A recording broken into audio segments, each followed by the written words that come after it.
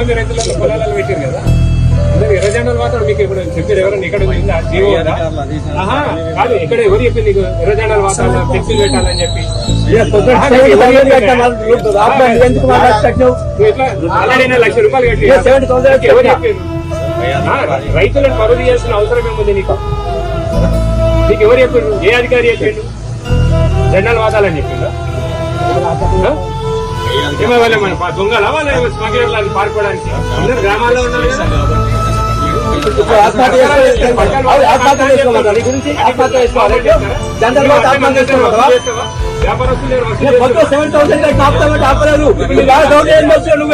ఇంకా రైతు పొలం ఉంది, ఇంకా వేరే వాళ్ళకి ఏం లేకుండా రుణాలు ఉన్నాయి కదా. ఉండేది నువ్వు ఇక్కడ. పై అధికారులు ఎవరున్నారు? పై అధికారులు ఎవరున్నారు నీకు?